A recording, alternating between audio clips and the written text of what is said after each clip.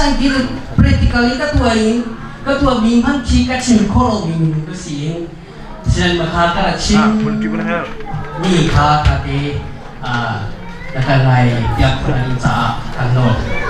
kan atu misi kong cing tak uar tak bijak sih acing baru kita kong setan kong setan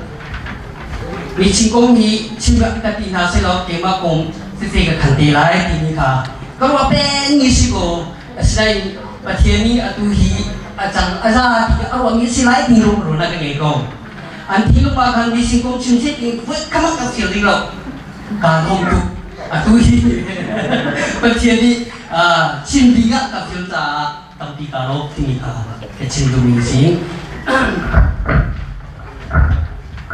macam tak usik, urusin dia, urusin di cipcing dekat di sondong dia, tapi kami aku di tinggal dia di proses urusin amaron cuma bagi, aku cuma urusin lengan pada tu. Muya aku cenderung opio tu amat tibai, cenderung ino persasi aku tunggu rongwa, jangan tu atau kita malah lebih disok siap isi rongwa, tinggal pengucing ini selama setahun yang kami ini. Tiga pun aku terima, wang wanta biji sini balik, misi rongwan surah aku masih yang cenderung tu cuma no, masih harus acingga. 아자만 해타에서 병에서 시지 공간 망하게 저는 어때다 생각하면 승리해라 공망하고 서로 저는 아체 레이체로는 저는 표정 미싱 수린이야 마 저는 미싱 표정 나가지만 미싱 마인스라 발에 미싱 마인스라가 발에 있어서 저는 이게 세대어야세 우 미싱 수리하가 sekarang orang definisi वो अम्याही क्यों था क्यों चाहे hari अम्याही क्या मावे या मिसिंग सूर्य अचाऊं करो नंगन लोने पत्ते उसाने मिसिंग सिरे लोंगन कंपनी में पत्ते बिरु मा मिसिंग सिरे बिरु अम्यूम्यू मिसिंग सिरे लगे दिनी या मिसिंग सूर्य हवा फिर किन्हीं पत्ते उसा मिसिंग सूर्य का पारे मिसिंग माये सूर्य का पारे फिर किन्हीं लोग पारे फिरे अम्याही में से मिसिंग सूर्य का फिर किन्हीं लोग का फिर किन्हीं का kutai kuja pertama usong laute luga missing laute luga pihak yang kutai dia laute aku cincin laute laute aga pihak yang laute aga cina longwa orang sinza laute miao lalu cip pihak yang missing laute suruh ini missing ni pada biru mata sana longan sudah bawa dunia no ta sana longan sudah cina ayang cina ni longan bomba 저로 technique को लिटरेरी लोग रखा 간사하니 하시. 비로마 딱그거 말해 주듯이 이름이 생각하듯이 구주선 아무 상수라. 시냐. 에라 우지로 뺨이로 생산할까 지로 뭐만 technique 에라가 그 아니데. 말하면 진짜다 수라가 지바 미싱 따다나 longa. 나야네. 나야네. 다리시네. 에는 꿈체. 딱 technique 로 no 사드나 하수에 사kalong 포토를 누가 지금 특히 지중대 지중대가 표시에 또 공부 하면 그래서 사드나 롱아 리베 아시대 그래서 무슨 지로로 이 사드나 롱안 고 웬과의 아카마 발로 아케 케시네 비로 발로 왕요 완다자 시다리스라 리트 러블루 바베 칸사야 마피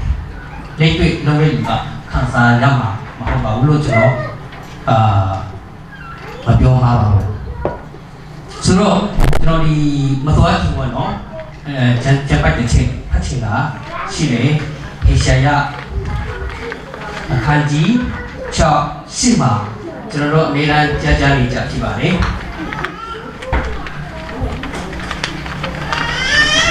하나님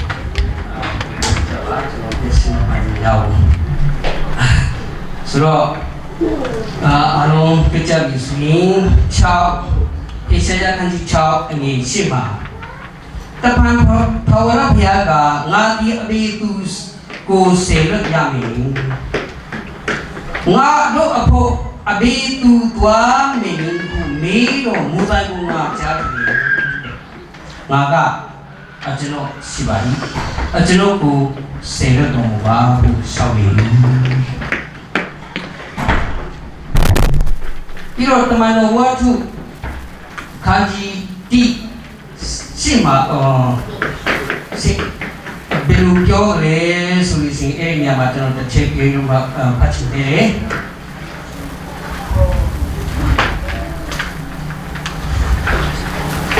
mano kanji di sima bilu kyo ta le sui thu tông mà si to le de thu tông mà si to le tình độ apo tu fan sinh đồ vinh nghìn đồ sinh tê to akha tình độ đi từ gu khai nhận về Jerusalem yêu mà sa to Judah đi Samari đi Meji xuân tao ngài tê tê thi chặt mình thuộc mình đồng ý cái tất nhiên này sinh lúc cả khăn chí tất sẽ phải nghe con mà nó mình nghe cái gì đó mà chính đấy sinh lúc cả khăn chí tất sẽ con mà bây giờ cái này xong rồi tình độ tuổi này bị ảnh mà tổ quê xuất thế độ tú từng ngày độ của xe lúc từng ngày độ tình độ của ngã xe lúc gì bây giờ tôiจะไปผมมาพิจารณาเจ้าเสียผมถ้าเราอีกคนจีบีว่าเซ่ดีนี่มาจุนเล็กไปลุกส่งเนี่ยเข้ามาคันซาติสิยาเรดีนี่ยผมว่าจุนลูกศาสนาโรงงานกูเราเล็กเข้ามาบิลูยูเซลาบิลูชีวิโรมาศาสนาโรงงานเราอย่างไรไม่น่ายิ่งจีเลยแต่ชั่วโมงกูดีศาสนาโรงงานมาลูกขัดท้ายศาสนาโรงงานยังวิ่งลีเราเรียนรู้เลยยังชิมมาว่าเว้ยพี่น้องมาลูกมาขันเบเนี่ยพยายามที่จะเก็บขันเลยลูกลูกอันเดียวแต่สิ่งเราวิ่งลีเราก็ทุกคนเราเบสเซ่ไปพี่น้องมาตัวเนี่ยจูอารมณ์ก็ส่วนพี่น้องมาตัวอะไรอยู่เลยชิเลยแต่ว่าเดี๋ยวก็ผู้พี่น้องมาที่เราเนี่ยสิพยายามที่เบสเซ่ไปต่อแต่สิ่งเราวิ่งลีเราอาเช่นอู้ส่งงานไปตามร้านเราเรียนรู้ก็ผู้พี่น้องมาที่เราเนี่ยเราจะเนาะยุ่งจีเลยมาพี่เราเลยสิกันนะอู้อัตริโนมาเลยเนี่ยทุกทีก็แต่สิ่งเราวิ่งลีเราหักไปพี่น้องมามุดเราส่งได้ดูดีอารมณ์อัตริเคยดูยาวเลยแล้วต้องตามร้านเรางานสุดเลยอ่ะมามิสิไม่สุดละฮะรู้ว่ายิ่งเสียไหมพี่น้องมาสายเลยสายไหมสายแล้วมีสุริยาพาเดสุสิကျွန်တော်တို့အဲ့အမှုတော်ကိုဆုံးပြီးတော့မှအဲ့တောခွေဖြစ်တော့နော်လူစုကြပြီးမှကျွန်တော်ဝယ်တဲ့အခါမှာစိုးရိမ်စရာအများကြီးရှိတယ်ပြီးတော့မှဒုက္ခဆင်းရဲခြင်းအမျိုးမျိုးကျွန်တော်တို့ဒါကြုံတွေ့ရမယ့်ဟာကိုကျွန်တော်တို့သိရတာနဲ့ကြွားရည်အများကြီးရှိကျွန်တော်တို့အမှုတော်မှာကျွန်တော်တို့ဆောင်တဲ့နေရာမှာမတူကြဘူးတချို့လူတွေအသိတော်မှာအဲ့ဒီအသိတော်အများကြီးတော့အောက်ထားပြီးတော့မှပြီးတော့မှဟိုကနေနေတဲ့လူအောက်ချောတဲ့လူအများကြီးရှိတာပါပဲဒါဒီကလေးကျွန်တော်ပေါက်ခတ်ချင်တာမဟုတ်ဘူးဒါနော်စာရေးလုံအောင်ပုံစံနဲ့ကျွန်တော်တွေ့ရတယ်အဲ့ဒီမရှင်ကိုသွားတဲ့အခါမှာနာတဲ့နေရာနဲ့ကျွန်တော်တို့ဒုက္ခကြုံတဲ့နေရာဖြစ်တယ်ဆိုတော့ကျွန်တော်တို့ဂျူပင်းမင်းဖို့အရေးကြီးတယ်လူအရင်ကျွန်တော်ဒီလေးတွေရမှာပဲပြီးတော့မှအရှက်လေးခွေရမှာပဲပြီးတော့ပြီးရိတ်တိတ်တင်ချင်းဝင်ပဲကျွန်တော်ခါရမှာပဲဒါမှကျွန်တော်ဂျူတင်မသိနဲ့လောလောမရောက်ဆိုတော့ကျွန်တော်ဒီလိုပြောချင်ပါတယ်ဒါအင်မနာအရေးကြီးဆုံးဖြစ်တဲ့တာဝန်တော်မှာဘာဖြစ်လို့လဲဆိုရင်ကျွန်တော်အဲ့ဒါကြုံတွေ့ခဲ့တဲ့ဥစ္စာဖြစ်တယ်ကျွန်တော်အနည်းငယ်အဲ့ဒီနေပတ်သက်ပြီးတော့မှ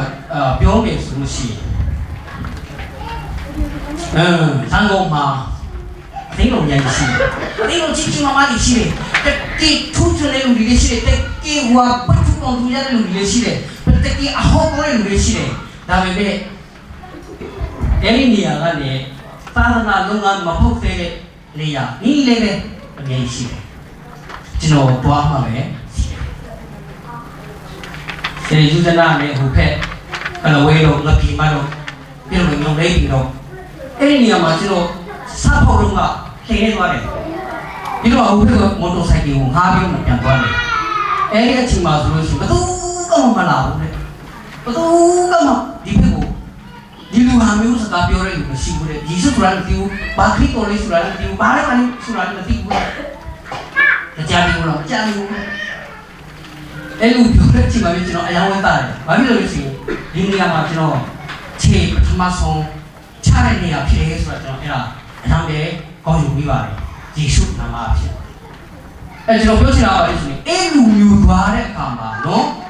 ကျွန်တော်တို့တစ်ချက်ဝင်တယ်အဲ့ဒီနေ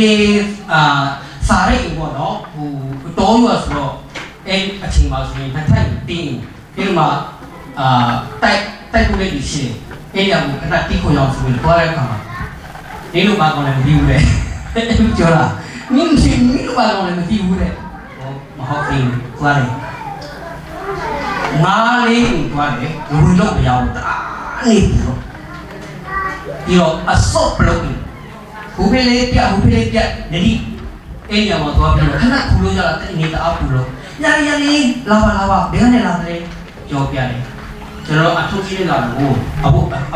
စာပြီးပါပြီးတော့မှအဲ့ဒီအဝတ်စာကနေတရားတွေလာဝင်ငါနိုင်ဖို့ကျွန်တော်တို့ဒီဆိုဒီလာလို့ message ပေးဖို့ကျွန်တော်တို့ဒီသွားပြီးတော့သွားတာကျွန်တော်စိတ်ချင်းပြောင်းတယ်အဲသွားပြီးမှအဲ့ဒီညမှာပဲပြေးလို့ရတယ်ကျွန်တော်ပြောချင်တာကဘာလဲဆိုလို့ရှိရင်သူတို့ကဒီတော့လည်းမဟုတ်ဘူးအဲ့ဒီမှာအချက်ကိုစအန်တိုင်းရှိတယ်နားမထောင်ချင်ဘူးဒါပေမဲ့ဘာကြီးဆောက်တာကဒီတော့နားမထောင်ဖြစ်စေနားထောင်ဖြစ်စေတရားရည်ကလည်းဘာလို့အဲ့လိုဆိုတော့အဲ့ဒီမှာကျွန်တော်အချက်ကိုစအများကြီးရှိတယ်ပြီးတော့အဲ့ဒီတရား60ရှိရက်ကွက်မှာကျွန်တော်အဲ့ဒီဖူးဖောက်တဲ့အချိန်မှာသွားပြီးတော့မှလောက်တဲ့အခါမှာအတူချုံနေတာတအားရှိလို့ဒီရက်ကွက်လူကြီးကကျွန်တော်ကိုဖမ်းပြီးတော့မှတင်ရလုံးကျွန်တော်တို့အဲ့ဒီအချုပ်ဗာလေချုပ်တဲ့အခါမှာသူတို့ရဲ့ရုံးပေါ့နော်အဲ့ဒီချုပ်တဲ့အခါမှာဘယ်လိုပြောကြလဲဆိုတော့ဂျာခုကလေးကလည်းဘုရားလေးတနာမဟောနေလို့လက်မထူရမယ်ကျွန်တော်မထူဘူးလေတကယ်လို့ကျွန်တော်အဲ့ဒီတရားလေးတနာဝင်ငါဖို့ကျွန်တော်ရွေးကောက်ထားတဲ့ဒီဒေသနာပဲဖြစ်တယ်မထူဘူးလို့မထူးစီခေါ်ကြတယ်ကြောက်ပါစီကျွန်တော်ထိုက်တဲ့ဆိုရင်ထောင်ကြထိုက်နေဆိုရင်ကျွန်တော်ကြမ်းကျွန်တော်အစီအစဉ်ပဲလို့အဲ့လိုပြောတဲ့အခါကျတော့ထားပြီးတော့မှသကောင်ထနာကြီးလို့ရှိတယ်ထနာကြီးလို့ရှိတဲ့အခါမှာကျွန်တော်ထပ်ပြန်ခေါ်တယ်ပြန်ခေါ်ပြီးတော့မှကျွန်တော်အဲ့အတန်ပြီးပြီးတော့မှတော့ထနာကြီးခွဲ3နာရီလို့ဆိုလို့ရှိရင်သူတို့ကဘာထိုင်ပြီးတော့မှဘာမှလည်းမလုပ်တော့ဘူးလေအဲ့ကျွန်တော်အဲ့ဒီရက်ွက်လူကြီးအတွေ့အမှုဥက္ကဋ္ဌခေါ်ပြီးတော့မှကျွန်တော်ဟိုဘက်သွားအဲ့ဒီဇုံလို့ရှင်းပါထိုင်ပြီးတော့မှစတာမေးတဲ့အခါမှာဥက္ကဋ္ဌအတွေ့အမှုအများဝဲစားတယ်ကျွန်တော်ကိုထောင်ကြတဲ့နေဆိုရင်အခုငယ်ငယ်ထောင်ခဲ့တော့ပို့လိုက်အဲ့တော့ကျွန်တော်ပူပြီးတော့မှကြိုက်တယ်ဘာဖြစ်လို့လဲဆိုရင်ဒီမှာကဘာမှဟိုဥက္ကဋ္ဌတို့လည်းဒီမှာကအဖွဲအားလုံးပြင်ပန်းတယ်ဘာမှမဟုတ်တဲ့ဟာတွေကိုကျွန်တော်မူလီပုတ်ထိုင်တာအဲ့ဒါခေကျွန်တော်ထောင်ကြတဲ့နေဆိုရင်ပို့လိုက်ထောင်ကြတာဘူးလို့စစ်ချမ်းသာတယ်ဒီမှာနေရတာကျွန်တော်စစ်ချမ်းသာဘူးပုတ်သိနေဆိုရင်ကျွန်တော်ပို့လိုက်တာကျွန်တော်စစ်ချမ်းသာတယ်ဘာဖြစ်လို့ပြောတယ်လဲအဲ့လိုပြောတော့မှာဘာဖြစ်လို့ဆိုတော့ကိုမူလီပြီလေနန်းတို့လည်းခုနအေးမရကကိုခေါ်မယ်ဆိုရင်မရဘူးမလာဘူးဒါကျွန်တော်ကိုထိုက်နေဆိုထိုက်နေတဲ့အတိုင်းလောက်ပါအဲ့လိုလုပ်ပြီးနောက်ပိုင်းမှာကျွန်တော်ကိုဒီလိုပုံကပြင်စီပြီးတော့ကျွန်တော်လည်း3နာရီနဲ့4နာရီကြာမှကျွန်တော်လည်းရုံးချင်တာပါလေဆိုအဲ့ဒီအချိန်ကသူကတင်းကြပြီးတော့မှဖြစ်နေချင်းတော့နည်းပါနေစေချင်းအမျိုးမျိုးလုပ်ကြအမျိုးကျွန်တော်တို့ကိုတရားလေးကဝင်မှာဖို့ကျွန်တော်အဟာတာမျိုးကျွန်တော်တို့ကိုတာရှိထားတယ်ဒါပေမဲ့အဲ့ဒီအမျိုးကိုကျွန်တော်နောက်သက်တိမရှိဘူးဆိုရင်ကျွန်တော်အဲ့အမျိုးကိုမလုပ်လို့မရဘူး။ဒါကြောင့်မလို့ကျွန်တော်တို့ဒီနေရာမှာအချက်သုံးချက်အနေနဲ့ကျွန်တော်ပြောချင်တာကဘာလဲဆိုရင်မီရှင်လုပ်အားကိုလုပ်တဲ့အခါမှာချစ်ချင်းမေတ္တာဆိုတဲ့ဟာကိုမေတ္တာကိုရှိရရှိကိုရှိရအဲ့ဒီချစ်ချင်းမေတ္တာကိုမရှိဘူးဆိုရင်စိတ်မရှိနိုင်ဘူးပြီးတော့စိတ်မခံနိုင်ဘူးချစ်ချင်းမေတ္တာရှိမှသိခံနိုင်တယ်ရှိနိုင်တယ်အဲ့ဒီမီရှင်လုပ်အားကိုလုပ်တဲ့လူကစိတ်တူလို့မဖြစ်ဘူးကျွန်တော်တို့အားလုံးကိုမှမများအဲ့ဒါသိထားဖို့ကတကြောက်တော့ကြိုက်တကြောက်တော့ဒီနေရာမှာမရှင်လုံးနေလူပို့ပေါ်လာ ဒါကြောင့်လို့ဒီချစ်ချင်းမေတ္တာကိုရှိဖို့အမှန်တန်လိုအပ်နေတယ်ဒီမှာစိတ်ရှိထားပါစိတ်ရှိတော်သူဒီပညာရှိတော်သူဖြစ်ဒါကြောင့်အလောစတိုင်းစိတ်ရှိကြဖို့ဘုရားတရားလို့ရှိတယ်ဟာလေလုယာယခုကလေးကလည်းကျွန်တော်ဒီ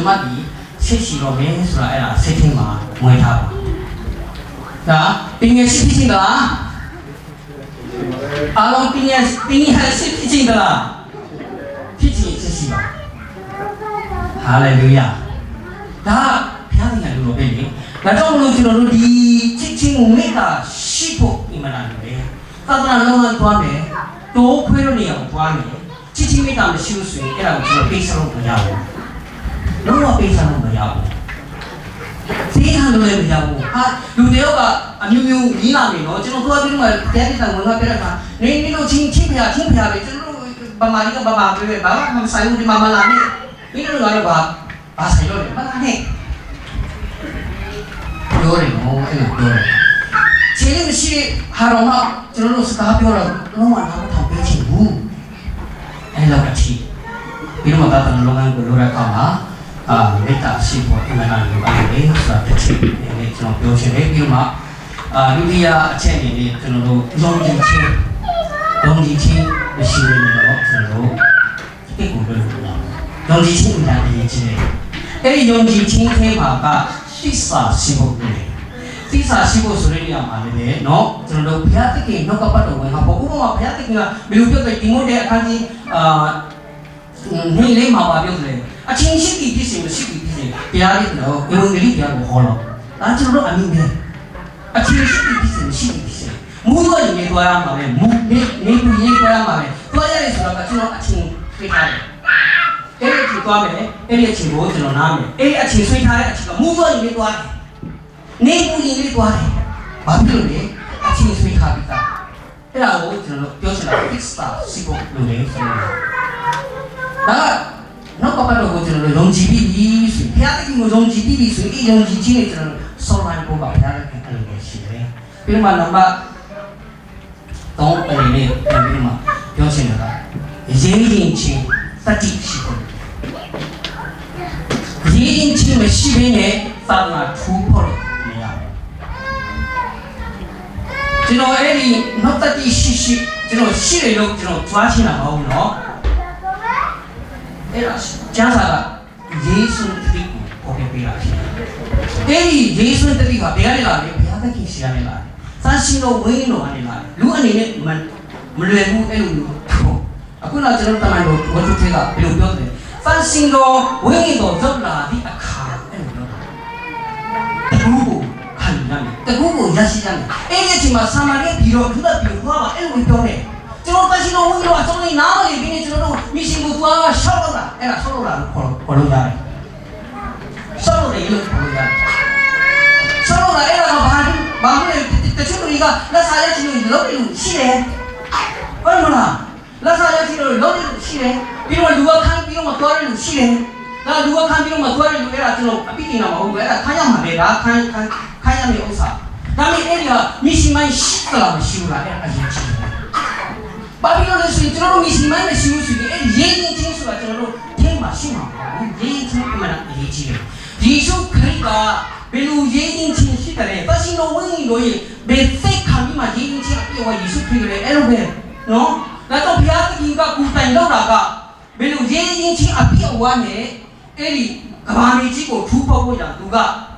အရင်ဆုံးအသိခံပြီးမှလို့တာဒါတကယ်မိရှိလုံးချင်းဆိုတာကနေရီလုံးမဟုတ်ဘူးအဲ့ဒီဥယျာဉ်ကလောက်တာအချင်းမဟုတ်ဘူးလာပြီးတော့မှသူ့ရဲ့သားကိုစိတ်လွတ်ပြီးတော့မှအစိခံတောင်းရှိလောက်တာဒါတော့ကျွန်တော်အခုပြောချင်တာကဘာလဲလူကရင်သိရမယ်ဆိုတဲ့နေရာကိုကျွန်တော်ပြောချင်တာဆိုလူကရင်သိရမှာပဲဒါအမိရှိမှာဘုရားသခင်ကလည်းလူအားတဲ့ခါမှာသူ့သားကိုအစိခံတာဖြစ်တယ်ဟာလေလုယာဘုရားသခင်နာမတော်ဘုန်းကြီးပါစေဒါကြောင့်မလို့ကျွန်တော်တို့ဒီရှင်းမဲ့ပတ်သက်ပြီးကူတိုင်ကူကြလောက်လာတဲ့အခါမှာ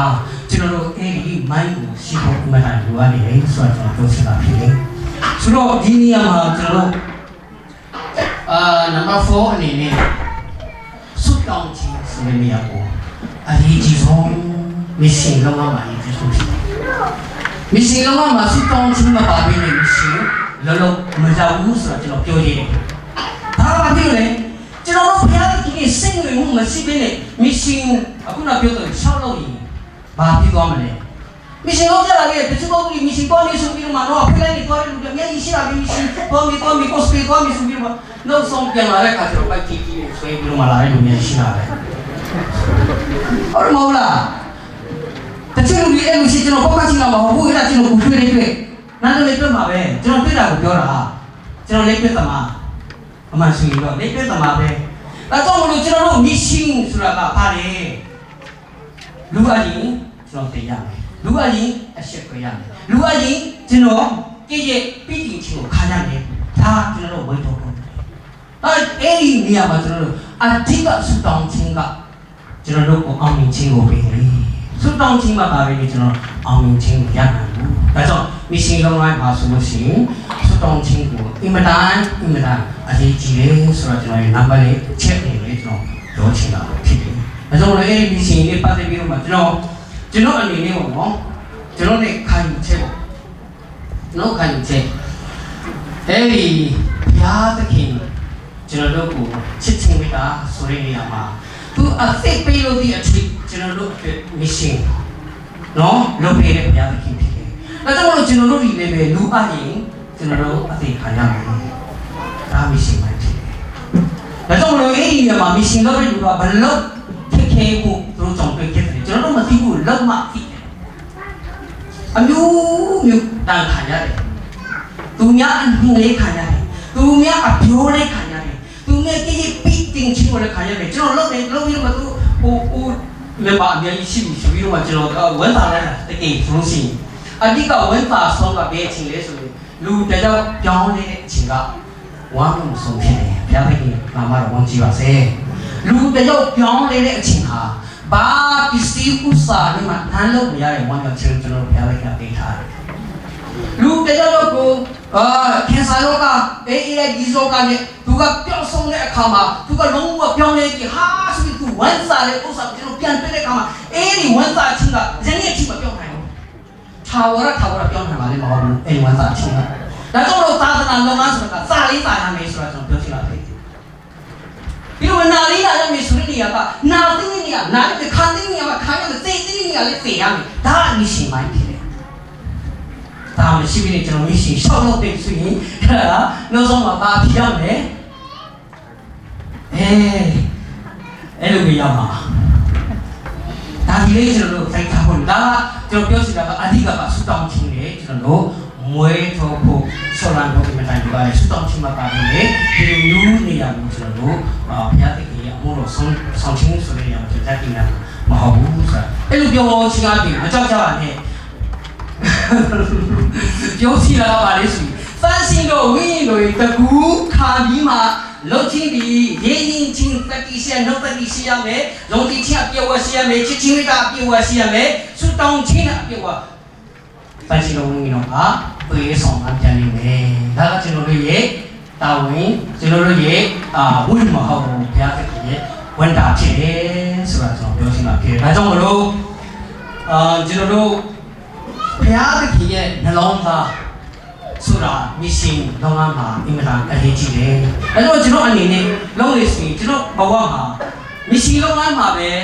ငွေရည်ချင်းကျွန်တော်ဒီလောကရဲ့စင်းစင်ဥစ္စာဆိုတာထုတ်နိုင်ခြင်းပဲ။အဲဒီမရှင်လုံးဝမှာပဲကျွန်တော်ပါဝင်ခြင်းတယ်။အမှန်ဆိုတော့ကျွန်တော်အခုလုံးနေတော့ဆိုတော့အဲဒီလုံးဝအပြည့်ပဲကျွန်တော်ထုတ်ရှားနေတယ်။အဲဒီကျွန်တော်ရှိသမျှအားလုံးလည်းပဲမရှင်အတွေ့အကြုံကျွန်တော်ခံထည့်လိုက်လို့ရှိတယ်။ဒါကြောင့်မလို့ကျွန်တော်တို့အသီးသီးအားလုံးမရှင်လုံးဝလုပ်ရတဲ့နေရာပါလေပဲဘာဘူးကိုမရှင်လုပ်တယ်စိတ်ချဖို့လုပ်တယ်မရှင်လုပ်တဲ့လူတွေကလက်စာကိုသာပဲမျောပြီးတော့မှအိမ်မှာပဲကောင်းကောင်းနေတဲ့လူတွေ